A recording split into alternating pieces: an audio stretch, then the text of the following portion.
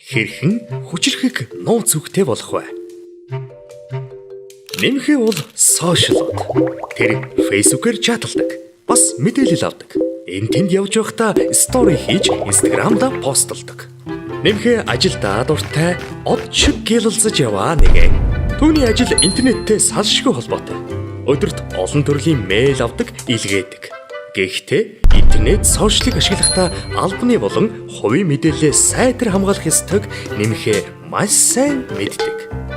Өөрийн үн цэнтэй мэдээлэлээ хамгаалахын тулд нэмхээ байнга хүчирхэг нууц үгийг ашигладаг. Ингэхдээ тэр залхууралгүйгээр бүх нууц үгэн өөрөөр хийдэг. Бүгдэнд нь ижил нууц үг ашиглавал ямар хор уршигтайг цаадах чинь мэднэ. Нэмхээ нууц үгэн зохиохдоо 5 зүйлийг анхаардаг. Нууц үгэн том, жижиг үсэг, тоо тэмдэгт хосолсон 8-аас дээш тэмдэгт үхий урттайгаар зохиодог. Нууц үгэндээ тоог үсгэнд хувирган, эсвэл үсгийг тоонд хувирган бичдэг. Заримдаа нэмхээ нууц үгнийхэн эхлэл төгсгөл дээр өөрийн дуртай үгээ бичдэг. Нэмхээ компьютерийн гарны үсэг болон тоог цовуулж, эсвэл ямар нэгэн дарааллаар нууц үг зохиодгүй. Үгний гээгүүлэгч эсвэл эгшгийг хасаад зохиочдог. Нэмхээ хүчирхэг нууц үг зохиогоод санаа нь амарчдаггүй. Тэрийгээ бас хамгаалдаг. Тэр нууц үгээ хаанч бичиж тэмдэглэж үлдээдгүй.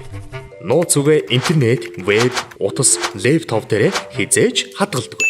Нэмхээ утасны олон төрлийн аппликейшн ашигладагч нууц үгээ ерөөсөө хадгалдаггүй. Залхуурлаггүйгээр өөрөө бичдэг. Тэр гар утсаа хүнд ашиглуулдаггүй, байнга түгждэг. Нэмхээ интернет кафед заримдаа ордогч нууц үгэн хадгалдаг. Нэвтэрсэн л бол заавал гардаг. Тэр зөвхөн найдвартай вебсайт руу орж, хуурамч сайт руу өсөрч ороогүй тохиолдолд нууц үгэн хийж нэвтэрдэг. Нэмхээч чулуу шиг ирэх үндэ.